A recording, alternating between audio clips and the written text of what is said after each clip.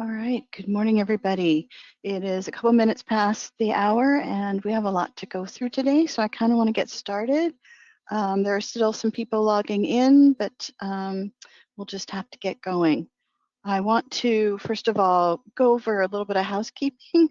So I want to encourage you guys to submit questions via the question feature on the webinar control panel.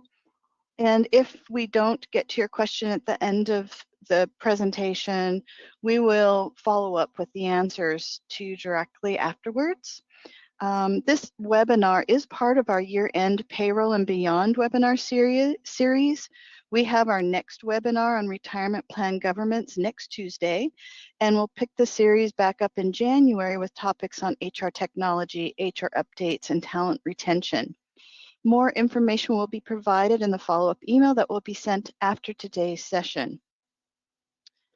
The presentation slides can be downloaded from the handout section of the webinar control panel, so make sure you have a copy of those before you log out today.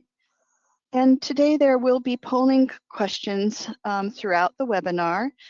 You will need to answer them in order to receive your professional credit for attending the presentation, of which we will be offering CPE, RCH, and HRCI credits.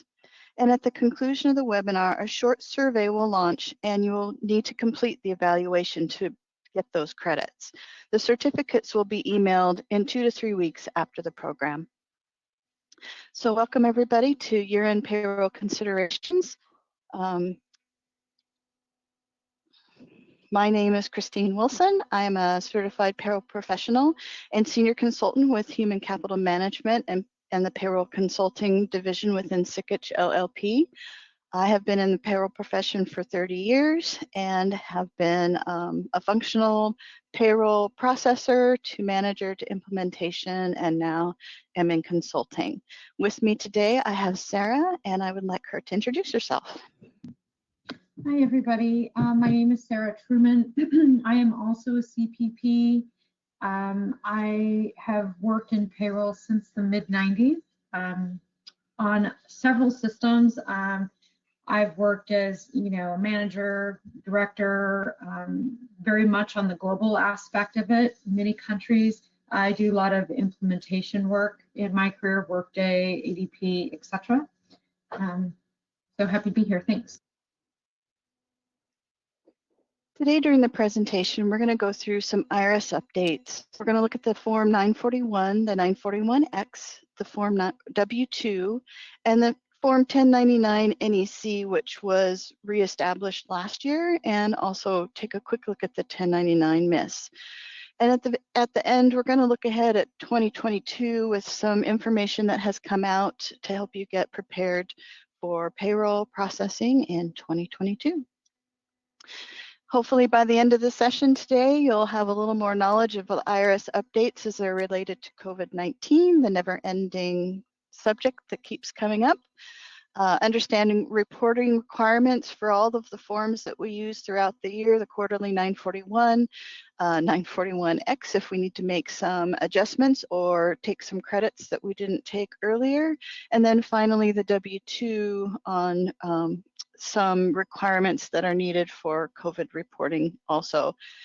We're going to look again, as I said, at the 1099 NEC versus the 1099 MIS, and then go over some new limits that we have for 2022 that have been posted recently.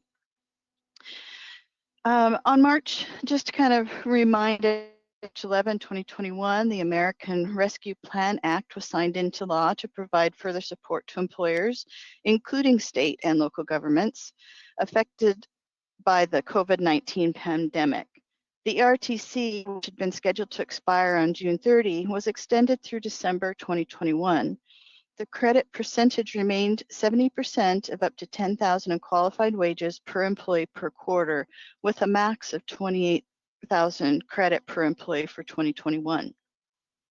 Employers may qualify if their operation was at least partially suspended due to orders from a governmental authority related to COVID-19, or can demonstrate that gross receipts for a calendar quarter declined by at least 20% compared to the same calendar quarter in 2019.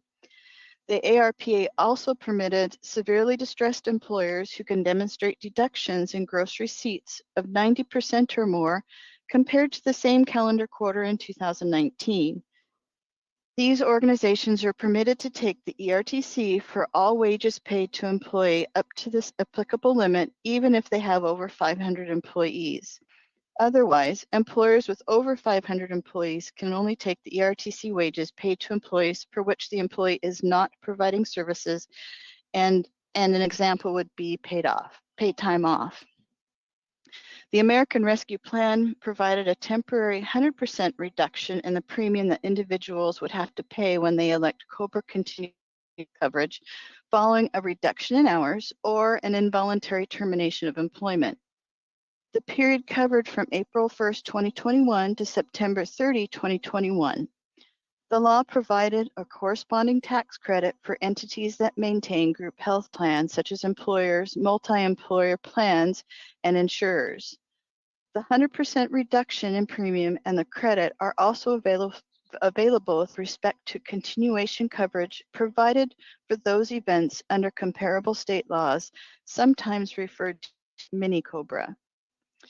The 100% COBRA subsidy through the American Rescue Plan Act ended September 30. Beginning October 1st, COBRA participants should begin paying their premiums, and employers can no longer receive any credit for premiums paid on behalf of the employees. Even though the credit ended, you can still file an amended 941X to claim the credit if you didn't at the time of filing your Q2 and or Q3 Form 941. The ARPA extended the FFCRA paid sick and family leave tax credit from April 1 through also September 30, 2021.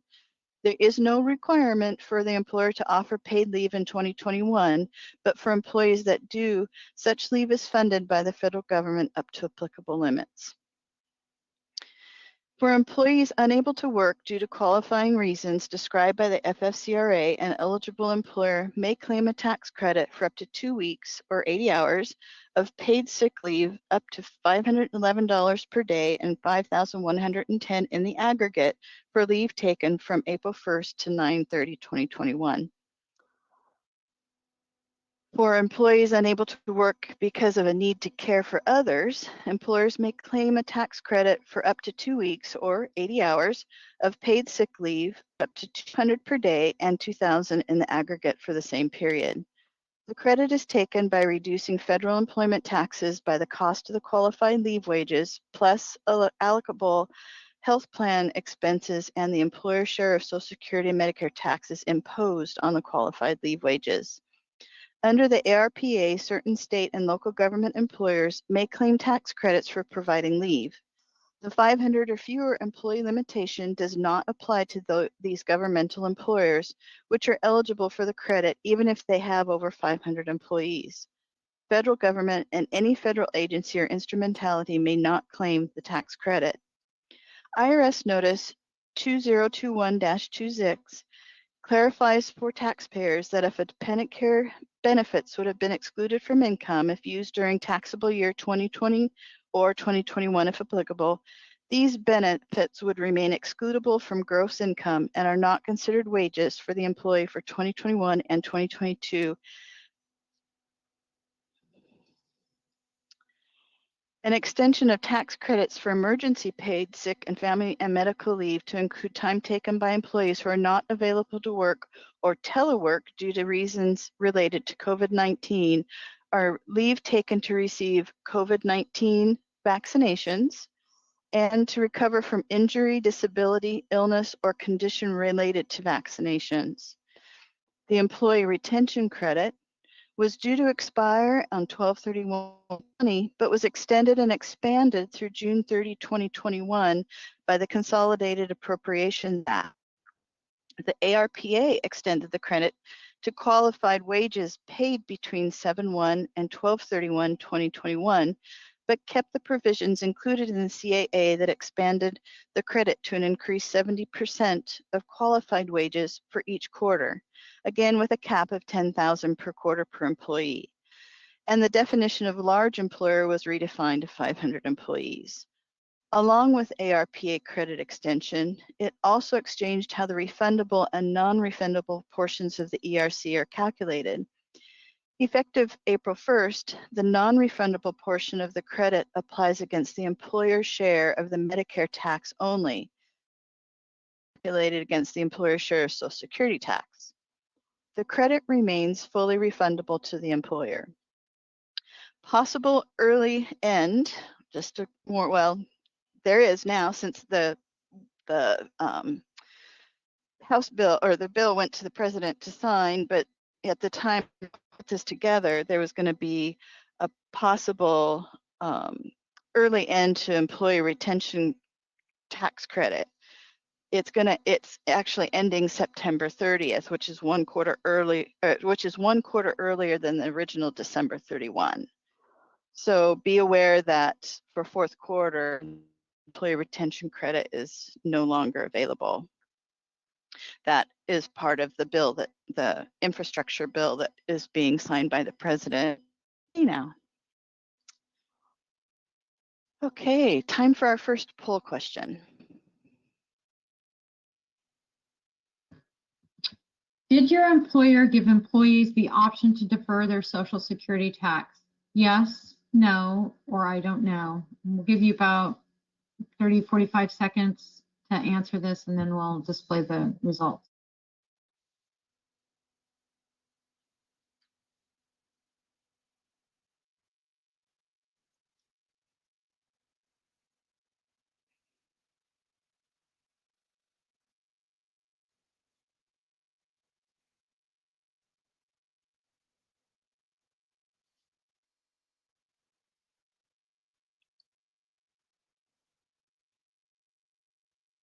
All right, we're getting ready to close the poll.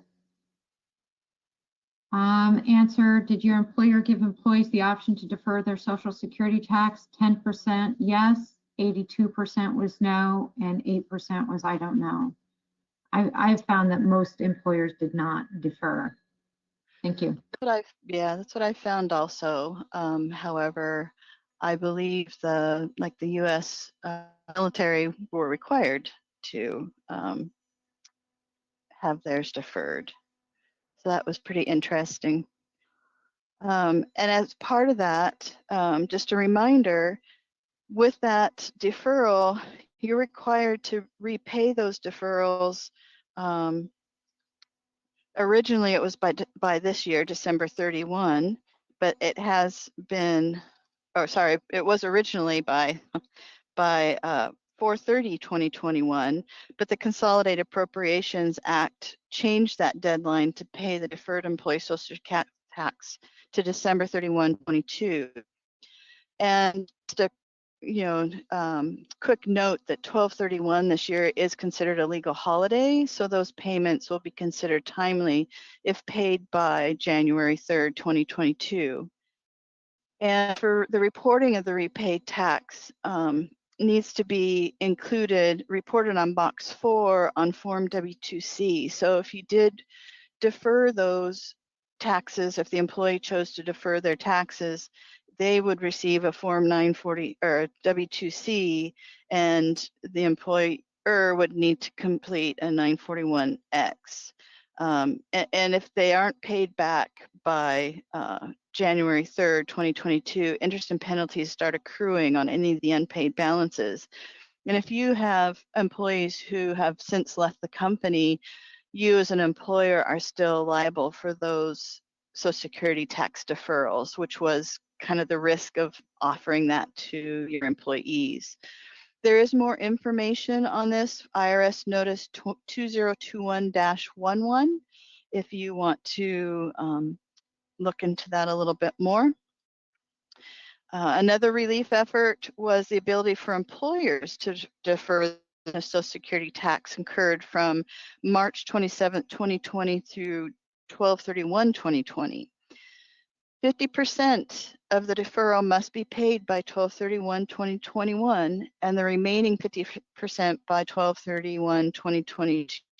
And again, both years, those dates, this year it's a holiday, the next year I think it's a Saturday, but if they're 100% paid by 1/3 of each 2022 and 2023, they're considered paid timely and paid in full. Also a part of the CARES Act was the federal student loan relief. The U.S. Department of Education press release on August 6, 2021 gave the final extension, sets a definitive end date as January 31, 2022 to the relief. So during this extension of relief for federal student loan borrowers, repayments, interest, and collections are still halted, and any borrower with defaulted federally held loans whose employer continues to garnish their wages will receive a refund of those garnishments. The Department of Education will release more information about the payment when the restart follows in January. There is a kind of a high-level timeline I put together in this slide for you to reference.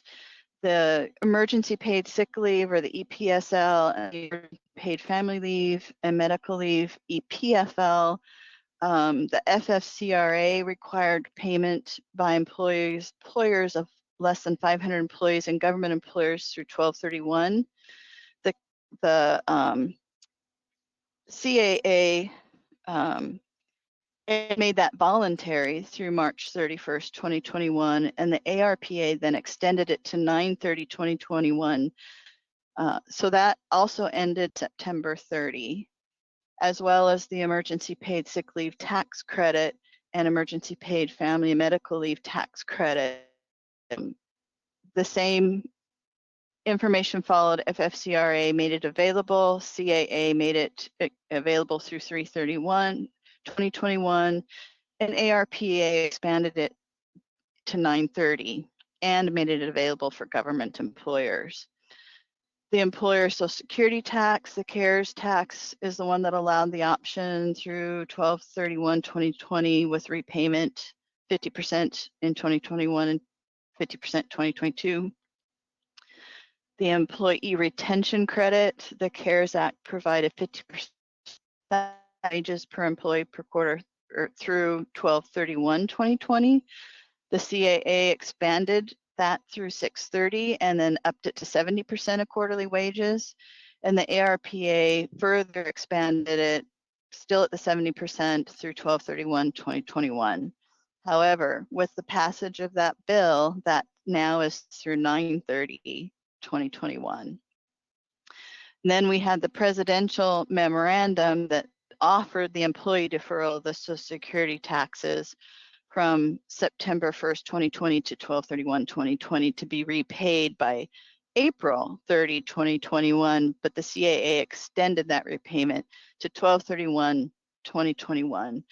So a lot of moving parts to all of these credits and tax deferrals that you really need to keep track of. And now we have one more update for the employee retention credit that's ending. It ended as of the 30th. So we were hoping that something would be done timely so that we wouldn't have to file 941s if we took a credit for fourth quarter and had to retro it back to third quarter. So at least we have an answer on that. Federal unemployment, states in the past, we've had states that took out loans and we weren't able to take the credit against our federal unemployment if the state had a loan that needed to be paid off. For the past few years, it's just been the Virgin Islands that has not paid their loan off. But now, at the time of 8/31, there were 13 states with outstanding loans, but since then, 2 of the states have repaid their loans. So we have, that would be Nevada and Ohio have repaid their loans, but still on the list are California, Colorado, Connecticut, Hawaii, Illinois, Massachusetts, Minnesota, New Jersey, New York, Pennsylvania, Texas, and then the Virgin Islands. So look for, if they have not paid the loan back by 11/10 of the second, this is like your look back period for when you have to pay your submit your federal tax withholdings. So if the states have outstanding loans on 1/1 of at least 2 consecutive years and on 11/10 of the second year, they are subject to the credit reduction on their FUTA tax until the loan has been paid off. So if you have employees in those states, you aren't going to be able to use those states as a credit against your federal unemployment until those loans are paid off. And Nevada and Ohio paid theirs off using some of the federal money that they received. So hopefully some of these other states, before we reach that point, will be able to pay some off. Some are really in the hole.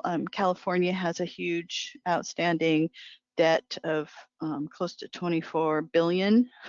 So just keep watch on those, and there will be more announcements from IRS as we get closer to those, to 11/10 of the second year of having a loan balance. Okay, so along with all of these COVID credits and deferrals and just the pandemic in general, I think we've had a revised Form 941 every quarter since.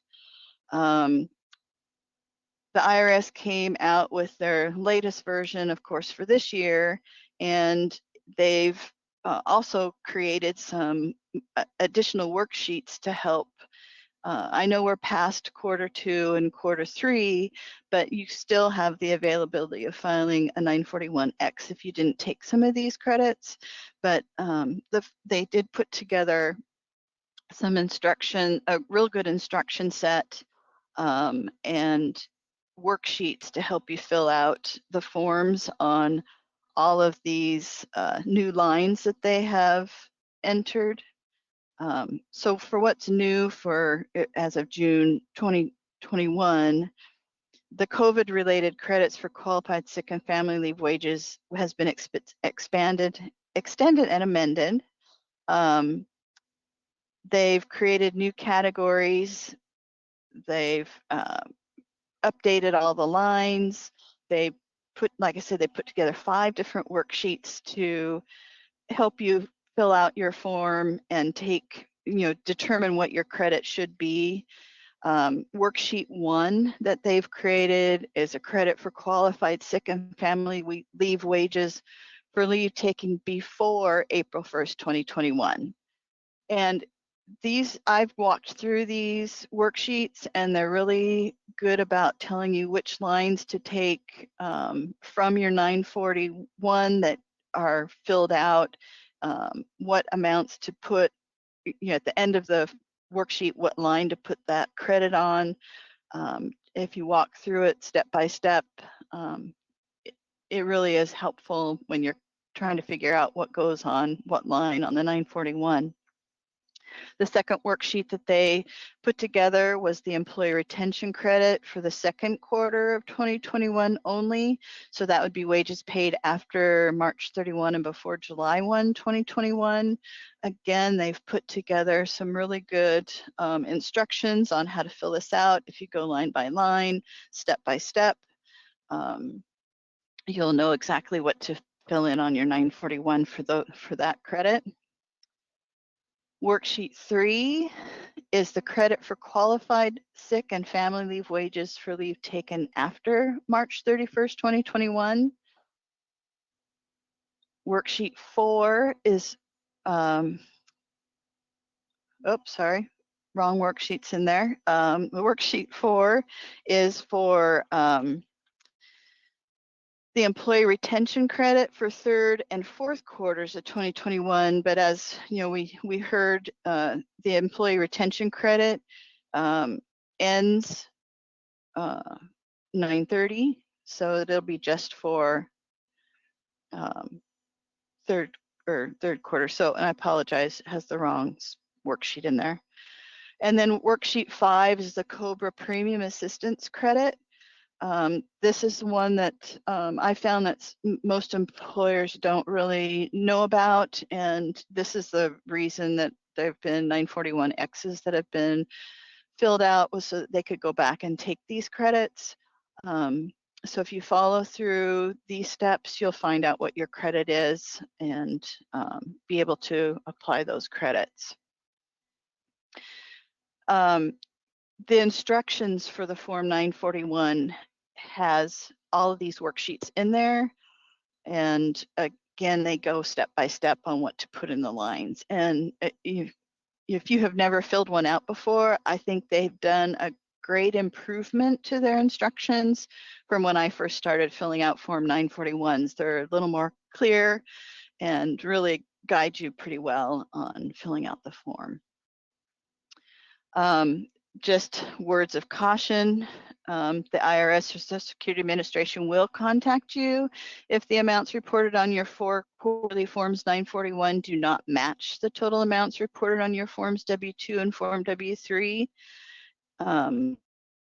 So make sure you reconcile your federal income tax withholding, Social Security wages, Social Security tips, Medicare wages and Medicare tips, and against your Forms 941 to make sure that you are in sync, or you'll be contacted, and I'm sure that you'll be incurring some penalty and interest until you can respond as to why those don't match and submit new reporting.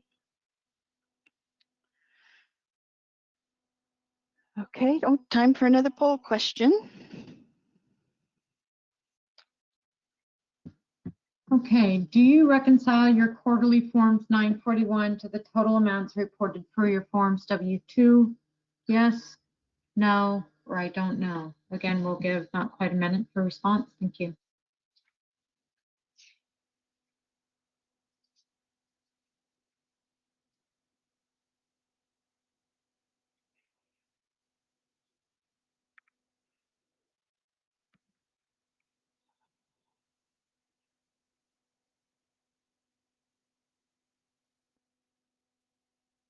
So Sarah, do you have like a spreadsheet? What have you used in the past to reconcile between your 941s and your W-2s?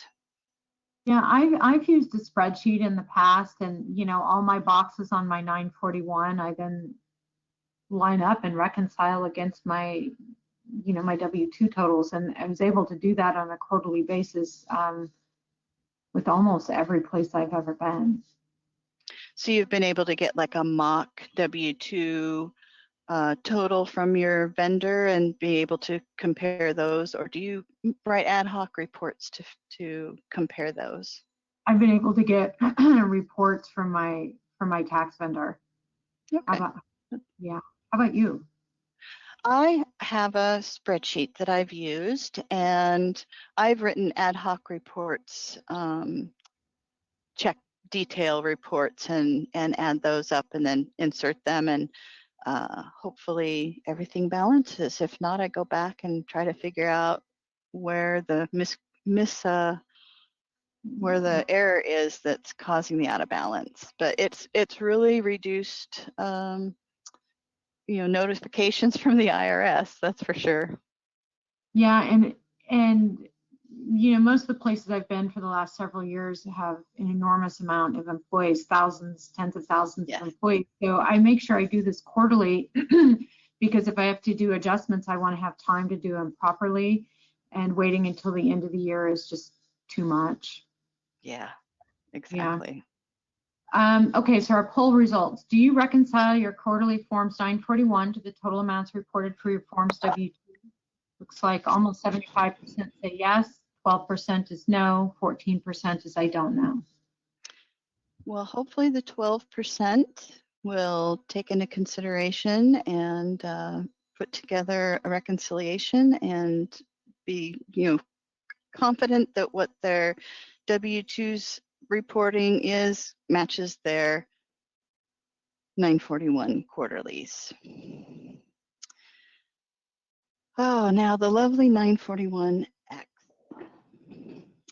I just want to say that I found the easiest way to complete the 941X if I found that I've reported or needed to adjust my 941 was to actually redo the applicable quarter 941 to what should have been reported, because then I can lay that down next to what was reported and then transfer everything to the 941X and know that I've captured everything and been able to report the changes properly.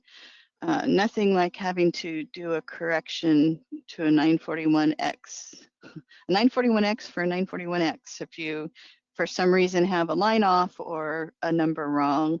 But for me personally, I like filling out the 941 the way it should have been once I find there's an error, and putting the two original, the new one, side by side, and then completing my 941X. But the 941X also has been updated every quarter, I swear, since COVID started. And the latest revision out there that I found was July of 2021. There have been some lines that have been repurposed, added. So there's a lot of changes to the 941 also.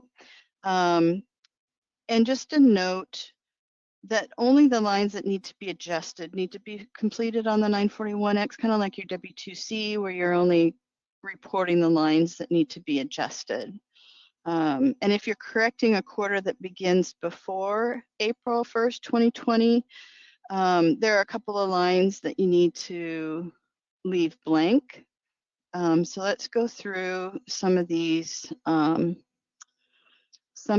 these changes. So on the 941, line 9 has a comment that it used to be used only for qualified sick leave pages after March 31, 2020 for leave taken for April 1st, 2021. Line 10, or line 9 is it's the qualified sick leave wages, but there's comments in the form, in the instructions itself. So line 10 is used for family leave wages paid after March 31st, 2020, and for leave taken before April 1st, 2021. Line 17 is now the non-refundable portion of the credit for qualified sick and family leave wages for leave taken before April 1st, and that's from Form 941, line 11B. Line 18 has been split into 4 different parts. Line 18A is the non-refundable portion of the employee retention credit. That's from 941, line 11C. Line 18B is the non-refundable portion of credit for qualified sick and family leave wages for leave taken after March 31st, 2021, and that's from Form 941, line 11D. Line 18C is the non-refundable portion of COBRA premium assistance credit, and that's from Form 941, line 11E. And line 18D is the number of individuals provided COBRA premium assistance, and that's from Form 941, line 11F. Line 25 is the refundable portion of credit for qualified sick and family leave wages for leave taken before April 1st, 2021, and that's from Form 941, line 13C. Line 26 has been split into 3 parts, which 26A is the refundable portion of employee retention credit, and that's from Form 941, line 13D.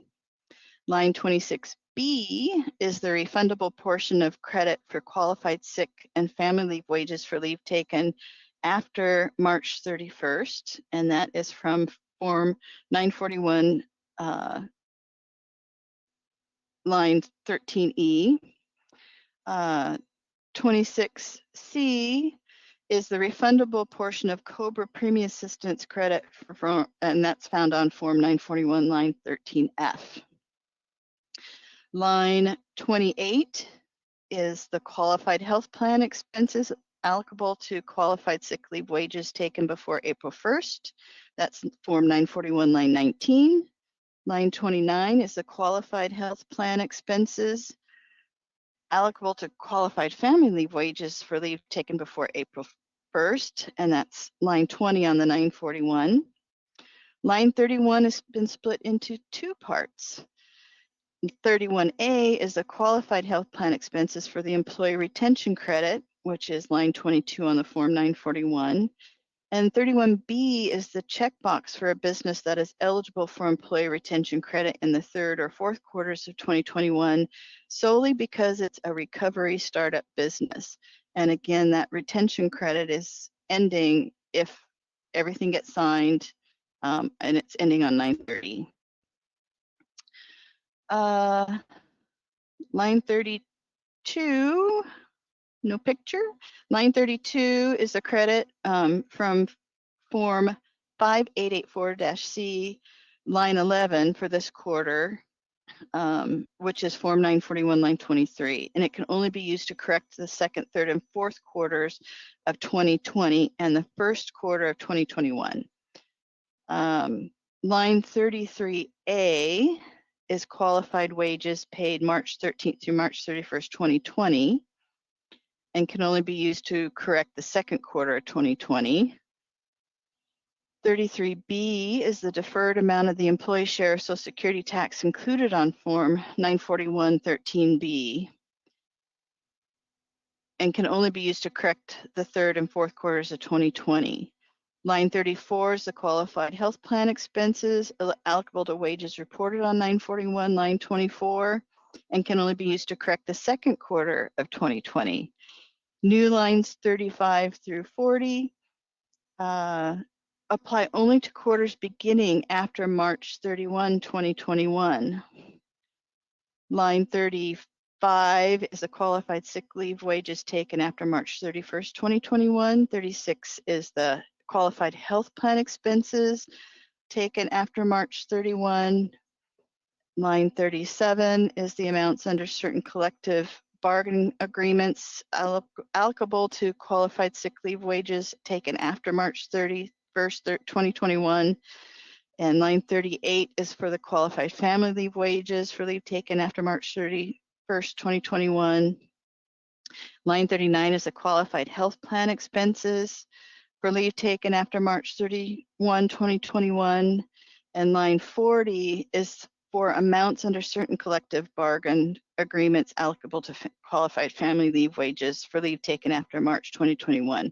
So a lot of these lines are date specific, so you need to make sure that you're putting everything in the proper place. There are three more lines. Line 41 was previously line 35, and it's for correction of both underreported and overreported amounts and has been updated to reflect the line number change. Line 42 was previously line 36 and is to report any reclassified workers and has been updated to reflect the line number changes. And line 43 was previously line 37, is to provide a detailed explanation of the credits or the corrections. The instructions have been updated. They're very clear. They have the worksheets in here too, so you can go through and if you need to figure out the credits, you can use the worksheets in there. If it doesn't apply to the correction, you don't need to correct it. You only want to correct the lines that you only want to enter information on the lines that need correction. And it also gives instructions on what lines, depending on what time frame you're doing the corrections for, what lines you can't use and which lines you should use. So, these forms, again, will probably change for next year. Who knows, they may change for fourth quarter. We just don't have that information yet. So it's really important to make sure you're looking at the most recent revised version when you're doing your 941 and your 941X. And, take your time and read through the instructions. Take take my advice if you want to, and prepare the 941 as it should have been done, put the two together, and then transfer the different the corrections to the lines that are appropriate to that. It should go a lot. And then in your explanation, somebody told me once that if you use a little bit of humor and humility in your explanation as to why you're making the credit, the IRS has a little bit more leniency towards someone who has humor about it and swears they'll never, ever do it again. I just thought it was a cute story that she was on one of the IRS committees, and they had stories about companies that had used humor versus companies who didn't. So a little bit of humor might help. Okay, so now we have our wonderful Form W-2. Once again, we're going to have to report the amount of the qualified sick and leave wages and to pay to the employee. In box, of course, you put it in box 1, 3, and 5, but then in box 14, you have to contain, it has language that we need to put in there to explain that these wages are applicable to the FFRCA. There's an IRS notice that has been they've put out to provide language for that. They also say that if you cannot or do not report put that information on the W-2, you can provide a separate statement of what's in box 14, but it has to be provided at the same time and the same manner that you provide your Form W-2. The language that they have, the reason that they're having you put this language in here is to provide self-employed individuals who also receive wages as employees with information they need to properly claim any qualified sick or family leave credits for which they may be eligible for. So it's not so much for reporting for the employer, it's more for the employee who is in that situation where they are an actual employee with a company and receive leave wages, and they are also self-employed and they have taken time off from their self-employment due to FFCRA, so that they can pay their wages or they can report their income properly. So the information that they have on the sample information that they want you to put on there, and this is, to me, box 14 is tiny. Box 14 is tiny, but they want you to put this information in this box if you've paid that. So there are 6 different statements you could potentially use. Sick leave wages subject to 511 per day limit paid for leave taken after December 31, 2020 and before April 1st, 2021. Sick leave wages subject to the 200 per day limit paid for leave taken after December 31, 2020 and before April 1st, 2021. Family leave wages paid for leave taken after December 31st, 2020 and before April 1st, 2021. Sick leave wages paid or subject to the 511 per day limit paid for leave taken after March 31st, 2021 and before October 1st, 2021. Sick leave wages subject to $200 per day limit paid for leave taken after March 31, 2021 and before October 1st, 2021. And finally, emergency family leave wages paid for leave taken after March 31st, 2021 and before October 1st, 2021. Now, if you have somebody in 1 or 2 or 3 of these situations, I think a separate statement is the way to go for that. But IRS did put out this information, and it's IRS Notice 2021-53.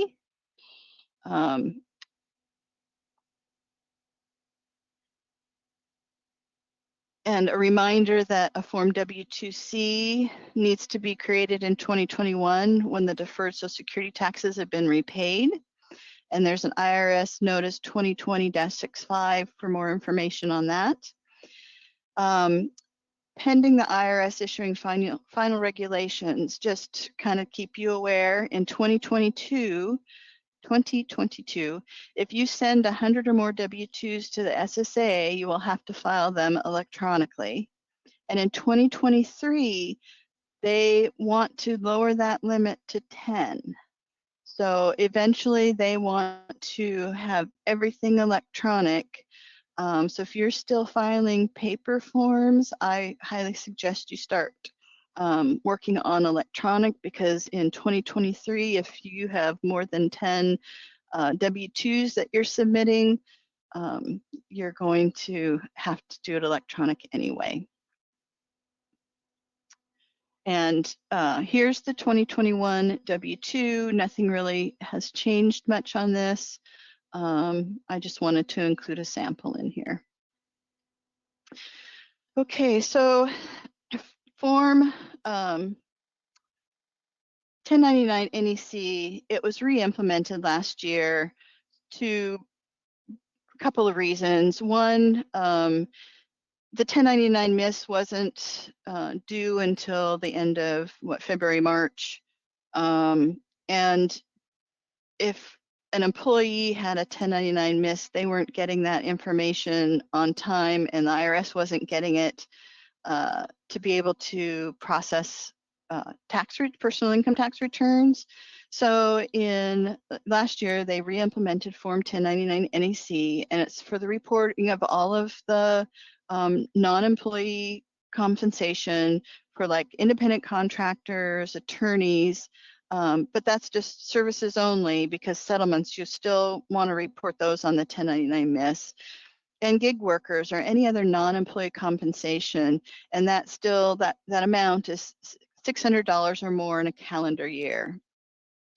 They've redone a couple of the boxes on the 1099 miss, and they implemented the 1099 NEC that you need to report, any sales totaling 5,000 or more. That can also be used box 7 Form 1099 miss. The filing deadline is January 31st for both paper and electronic filers for the NEC. The miss has different deadlines, but for the NEC, you need to file both paper and electronic by January 31st, just like your W-2s. They do have information out at the IRS. There's a link in here. And, with that said, I do want to remind everybody that it's critical for you to correctly determine whether the individual providing services are employees or independent contractors. With the NEC being separate from the MIS, it's a lot closer look at worker misclassifications. So just a reminder that whether a worker is an independent contractor or an employee, it depends on the relationship between the worker and the business. Generally, there are 3 categories to consider: behavioral control, financial control, and relationship of the parties. You just really need to be careful and put everything, report everything in the right form now. Last year they had some leeway if you happen to fill out a 1099 miss for employee non-employee compensation and reported it, but this year they're really not going to allow that. So make sure you go through, and here's a copy of 2021. You see box 1 has non-employee compensation.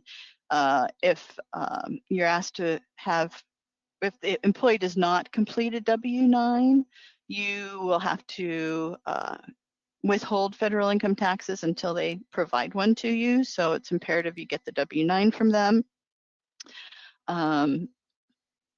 Just make sure you have all the information you need to get these filed on time. The 1099 miss, that's actually been renamed to miscellaneous information. It was formerly miscellaneous income. Box 7 was repurposed for use with direct sales of 5,000 or more. Box 11 includes any reporting under Section 6050R, which is cash payments for purchase of fish or for resale purposes.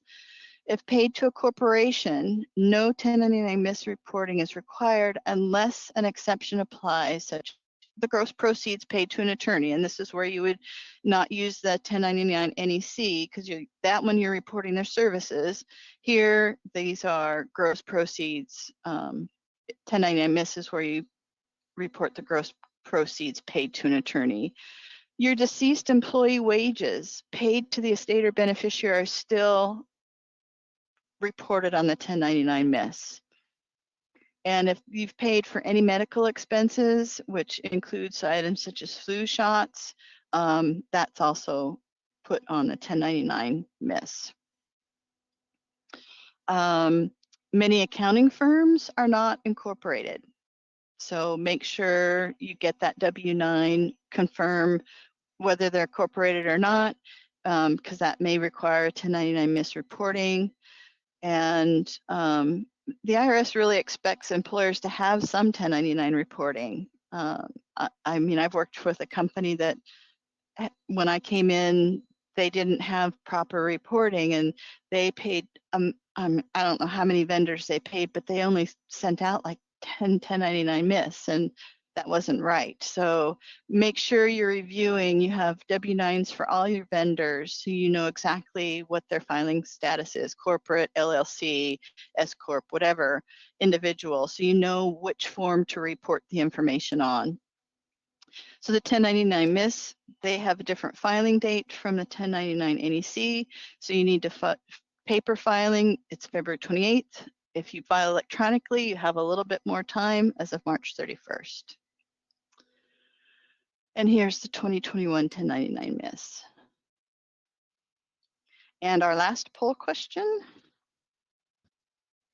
Are you prepared to close out your organization's payroll for 2021? Yes, I feel prepared. I'm semi-prepared. I need to do more work and research. I'm not prepared. I'd like to talk to Sikich's payroll team. I'll give you a little bit of time to fill this out. Thank you.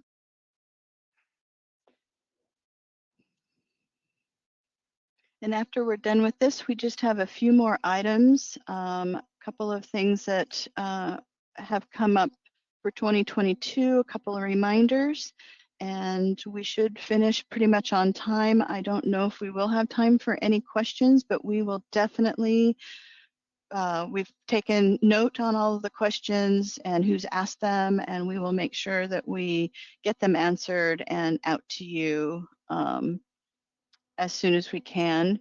It'll probably be early next week when we can get through all the questions and get everything sent out, but we will get to them. So there's just so much going on right now that I want to make sure that we covered everything.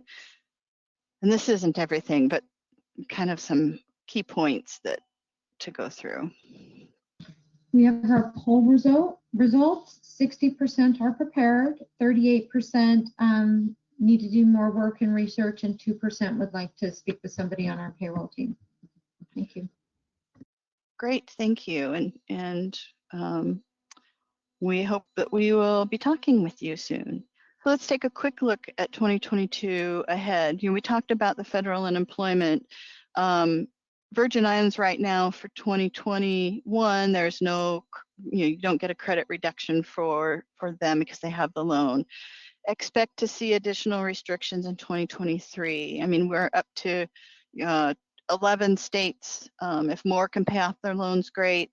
You never know, there may be more that come down and are added to the list. So keep up, kind of watch for that information. We have new limits for 401k, 401b, 457 retirement plans. It's gone for up to age 50, it's 20,500. The catch-up amount is going to remain at 6,500 with the overall limit of 61,000, and that includes employer match and everything. FSA limits, dependent care limit is $5,000 per household. Medical limit is $2,750, and your carryover limit remains the same at $550. I'm waiting for final sign off, but the minimum wage increase for federal contractors beginning 1/30/2022 is $15 an hour. I haven't seen the final ruling on that, so I just wanted to make note that when I put this together, I didn't have that final information. The draft form W-4 for 2022 has not been released yet. There's really no anticipation that it's going to be any different. Here's the information about the bill. There's a bill out there that would put the highly comped person back to 39.6%. Those, again, none of these are final. I just wanted you to be aware of that information out there. I do want you to know a couple of things as we wrap up. The American Payroll Association is lobbying for a simplified Form W-4 from one of our members from years back remembers there being one at one point. So we've kind of drafted together, cobbled together what we think would be great if they're single, they have no dependents, they have one job, one who doesn't have to fill out all those other pieces to come out to what you need. We just want to know they're single or married, and that's it. So we're waiting to hear back from the IRS. We're hoping that we can get that approved and get that out there, and hopefully that will reduce the questions you have on how do I fill out my W-4, or for those who don't want to update their W-4 withholdings because they don't want to deal with the new W-4 form that's out there. I have seen that quite a bit. Another couple of things I want you to be aware of: retirement savings programs requiring payroll deductions remain a hot topic at state and local level, so keep an eye out for changes to retirement savings programs. And also, more and more states are enacting local taxes. You know, when I started payroll, it used to be Indiana, Pennsylvania, Ohio, Kentucky. You know, those were the main ones that we really needed to worry about. But now we have Alabama, California, Colorado, Delaware, Maryland, Michigan, Missouri, New Jersey, New York, Oregon, West Virginia, and now Washington starting next year. So be aware of what states you're in and what local taxes are being put out there. I have a feeling that's really going to start picking up as states try to find ways to recoup money. That is all the information that I have today for you. There's a ton more out there. There's going to be a lot more going on as we go through the rest of this quarter and head into year end. If you need help, Sarah and I, reach out to us. We'd be glad to help you with quick questions. If it's going to involve more, we can contact you to work through what those are. And I just want you to know there is going to be a survey that's going to pop up after the webinar, and we'll send you a follow-up for all the questions that were asked. And your CPE, RCH, RCI credits will be sent via email in 2 to 3 weeks if you've answered all the poll questions and answered the survey. And thank you for attending, and have a great day.